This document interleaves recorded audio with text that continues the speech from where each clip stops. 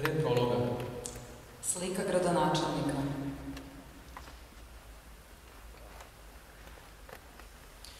Prva fotografija. Dragomir Dragi Jovanović, upravnik grada Beograda od 41. do 44. godine.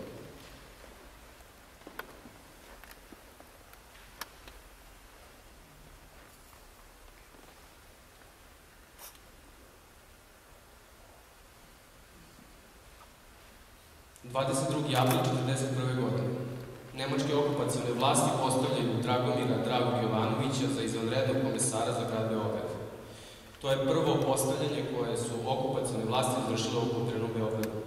Vrlo brzo nakon toga, Dragi Jovanović kao stari saradnik Nemaca postaje predsednik Beogradske opštine i upravnik grada Beograda, a tim je jedna od najznačajnijih ličnosti kvislinškog upravnog aparata. Specijalna policija pod upravom Dragog Jovanovića učestvuje u hapšenjima romskih muškaraca u Beogradu i okolnim selima, koje potom odvodi u logor Topovske šupe. Ovakav postupak prema Romima nije bio karakterističan za čitavu Srbiju. Najdrastičnije represalije prema Romima u Srbiji 1941. godine zabeležene su upravo u Beogradu i okolini, u čemu je Dragi Jovanović imao veliki deo odgovornosti.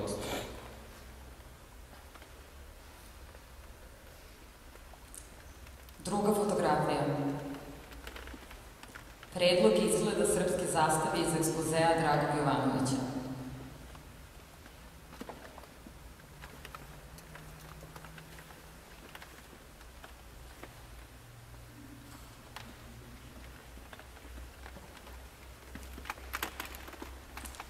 Maj 1941. godine.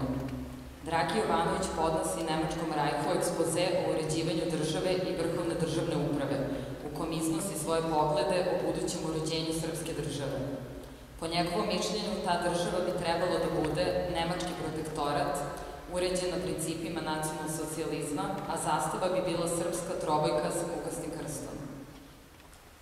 Posebno revnostan u otkrivanju, hapšenju i mučenju komunista, Dragi Jovanović 22. juna 1941. na dan napada Hitlerove Nemačke na Sovjetski savez sprovodi akciju jednovremenog hapšenja svih komunista u okupiranoj Srbiji i pravi dogovor sa Nemcima o stvaranju koncentracionih logora. Treća fotografija, logor Banjica.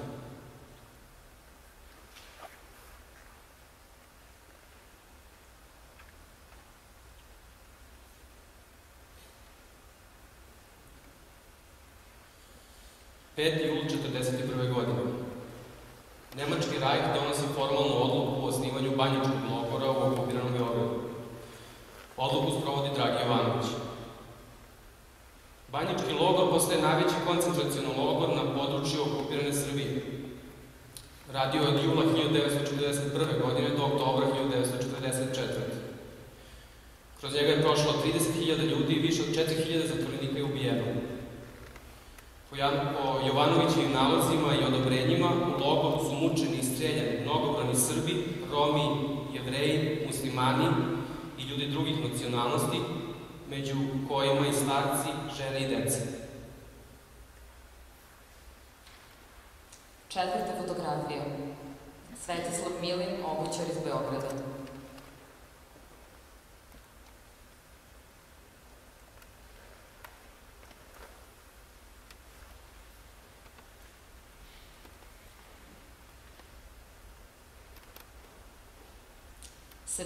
Avgust 1941. godine. Jutro počinje jesenjim prizorom za stanovnike Beograda.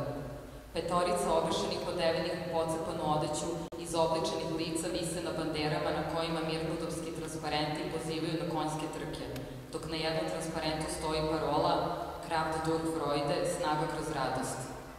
Inicijator i glavni organizator vešanja u centru Beograda je SS major Karl Kraus, šef beogradskog gestapoa, dok je njegov glavni pomagač šef uprave grada Beograda Dragi Jovanović.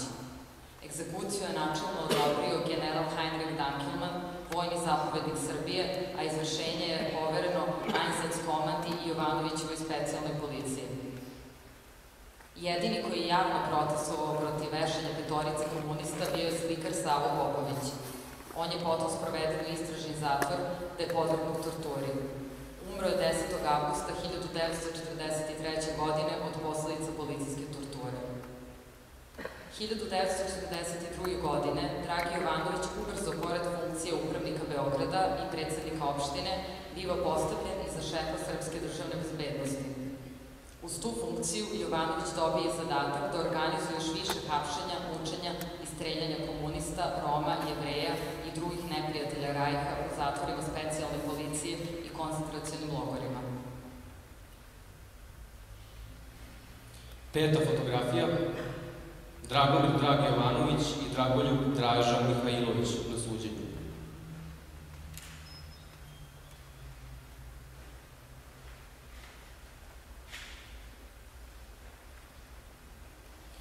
– 1944. godine. Dragomir Jovanović beže iz zemlje, nakon toga biva uhapšen, na 1946. godine mu se sudi kao ratnom zločincu i saradniku okupatora.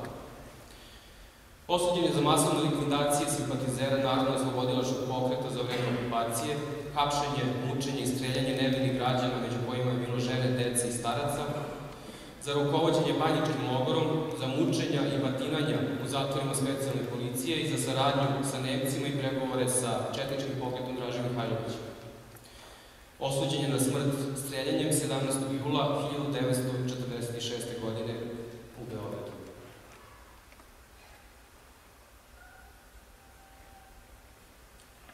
Milan Marković i Maja Perović. Oni žive.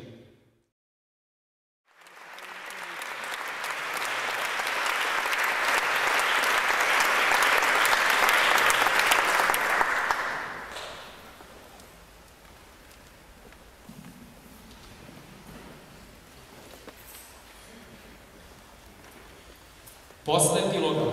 Slika gradonačelnika. Prva fotografija. Početak iseljenja romskih naselja u blizini Beograda.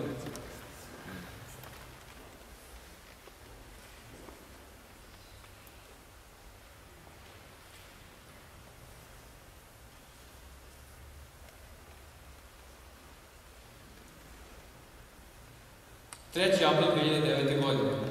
Oko 6 ujutro stanovnike romskog naselja u blizini Belvila okružuje policija. Stižu i kamioni i buldožeri.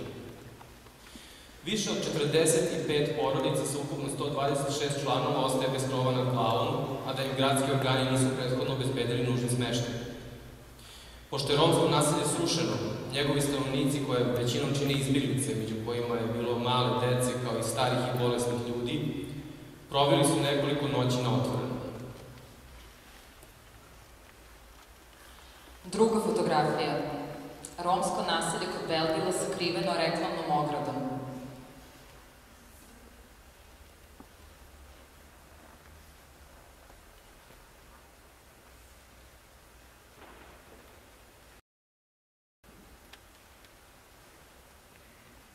Jun 2009. godine. Gradske vlasti pod izgovorom ostvarivanja bezbednosnih uslova za održavanje univerzijade podižu ogradu oko obližnjeg romskog naselja.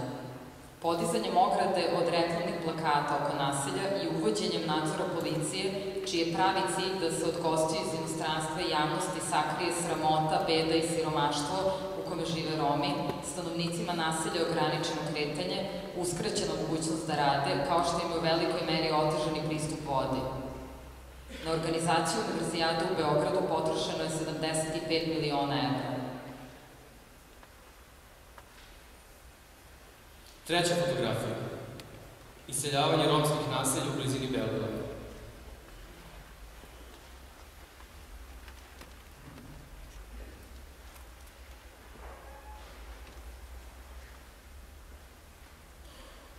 – 2010. godina. Grad povlači kredit kod Evropske investicione banke za izgradnju pristupnih puteva mostu preko Ade uz klauzulu da se Romima obezbedi adekvatan smeštaj. Evropska komisija obezbeđuje 3,5 miliona evra za trajno rešenje stambenog pitanja Roma koji se ne nalaze na trasi puta. April 2012. godine završava se evikcija Roma iz okoline naselja Belgrada. Umesto najavljenih 40 porodica, gradska vlast naprasno iseljava 250 porodica sa rute pristupnih puteva. Gradski službenici opremljeni higijenskom opremom i rukavicama pomažu Romima da spakuju svoje stvari i uđu u autobuse na kojima piše ime jedne od 5 lokacija. Većina ovih lokacija je veoma udaljena od mesta na kojima stanovnici naselja rade, ostvaruju prava iz socijalne i zdravstvene zaštite ili im deca idu u školu. Pored toga, ova naselja postaju mete napada maskiranih nacista i nemaskiranih komšija. Samo nedelju dana posle iseljenja u naselju Jabučki rit Rome napada grupa nacista sa bejzbol palicama uzvikujući parole Srbija Srbima i Marš napolje. Povodom napada u naselju Resnik, gradonačelnik Beograda izjavljuje: svesni smo da se građani plaše doseljavanja onih koji ne rade i koji su krali vodu, struju i neke druge stvari. Četvrta fotografija. Pravila kućnog reda propisana od strane Sekretarijata za socijalnu zaštitu.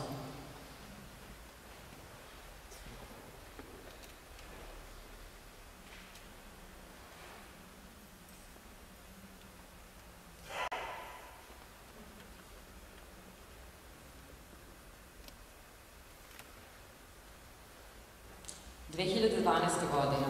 Većina Roma dobija smeštaj u metalnim kontejnerima od 15 kvadratnih metara po porodici, uz potpisivanje ugovora koji se definišu uslovi pod kojima im se dozvoljava boravak u takozvanim mobilnim jedinicama. Dešava se da i šestočlane porodice dele jedan kontejner. U članu 11, koji se reguliše pravo Gradskog sekretarijata za socijalnu zaštitu da jednostrano raskine ovaj ugovor bez posebnog obrazloženja, stoji da korisnik treba da usvoji, citiram, pravila lepog ponašanja prema predstavnicima sekretarijata i drugih nadležnih institucija. Kraj citata. Peta fotografija.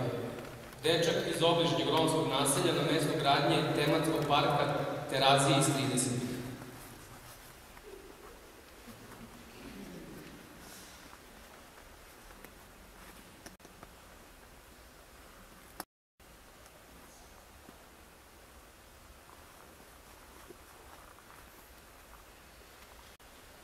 Maj 2012.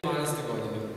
Nedaleko od romskog naselja Beograd u Beogradu, u okviru majske beogradizacije Beograda, otvara se tematski park Terazije iz 30-ih. Terazije iz 30-ih godina jedinstven je turističko-kulturni park na 4.500 kvadratnih metara poslovnog prostora i prostora namenjenog umetnicima koji će ovdje stvarati u autentičnom ambijentu iz prošlog veka. Posetioci mogu da uživaju u autentičnim kostimima iz tog perioda, da se upoznaju sa starim zanatima, da se osveže u kafani kod Zlatnog krsta, pojedu kuvani ćevrek, ali i da se provozaju u starom tramvaju i prvom srpskom autobusu iz 1939. godine. U okviru tematskog parka Terazije se ne spominju imena studenta Milorada Pokrajca, krojačkog radnika Jovana Jankovića, obućara Svetislava Milina, seljaka iz okoline Sopota Velimira Jovanovića i borca Kosmajskog partizanskog odreda Ratka Jevića, koji su 17. augusta 1941. godine obešeni na Terazijama po naređenju Dragog Jovanovića, kvisliškog upravnika Beograda i šefa specijalne policije. Šesta fotografija. Dragi Jovanović, upravnik grada Beograda za vreme nemačke okupacije.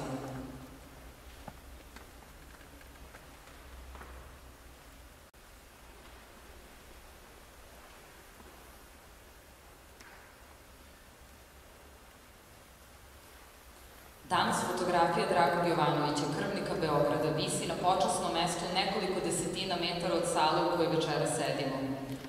Zoran Alimpić, bivši predsjednik Skupštine grada iz Demokratske stranke, povodom toga kaže, citiram: ukoliko bi ta slika bila skinuta, to bi bila jedna vremenska rupa između prethodnog i onog sledećeg. To je jednostavno jedna istorijska činjenica i to je jedan spisak slika od vremena Karađorđa.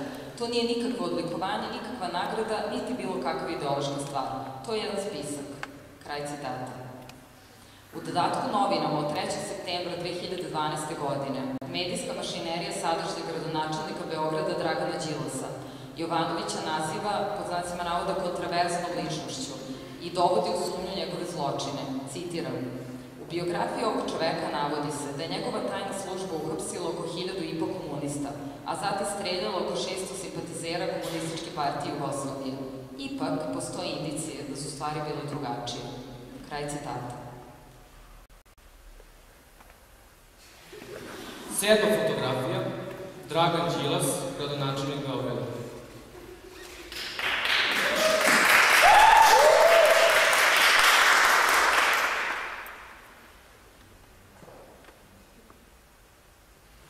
Od 2008. do 2016. godine. Dragan Đilas je suvlasnik kompanije Multicom Group, koja je u 2010. zauzela 28. mesto po uspešnosti u Srbiji. Njegova kompanija je jedna od vodećih na polju medijskog poslovanja na teritoriji bivše Jugoslavije. Ta kompanija zajedno sa druge dve Đilasove kompanije donirala je 2009. godine Demokratskoj stranci 14 miliona dinara. Multicom Grupa je zajedno sa povezanim preduzećima ostvarila dobit od 490 miliona dinara 2008. 563 miliona 2009. i 790 miliona 2010. to je za 3 godine oko 18,5 miliona evra. Dragan Đilas je jedan od osnivača radija B92 1989. godine, gde je jedno vreme radio kao urednik informativnog programa. Dragan Đilas je 2004. godine, od 2004. godine član Demokratske stranke, a kasnije član izvršnog i glavnog odbora te stranke. U drugoj vladi Vojislava Koštunice od maja 2007. do jula 2008. bio ministar bez portfelja, zadužen za sprovođenje nacionalnog investicionog plana. Na Skupštini Demokratske stranke 18. februara 2006. godine je izabran za člana predsedništva DS-a, a za Beogradski region, a u junu 2006. godine za predsednika gradskog odbora Demokratske stranke na teritoriji Beograda. Dragan Đilas je dana 19. avgusta 2008. godine izabran, a 13. juna 2012. godine reizabran za gradonačelnika Beograda. Dragan Đilas je tipičan predstavnik transpartijske politike zaborava, rehabilitacije i novog klasnog rasizma, koji u parlamentarnoj politici nema alternativu. Postoje mnoge stvari koje mu se zameruju, ali ovo nije jedna od njih, jer on nije izabran uprkos politike revizionizma njegove stranke, uprkos njegovom optuživanju homoseksualaca za homofobično razvijanje Beograda ili uprkos njegovim postupcima prema Romima, već upravo zbog toga. Dragan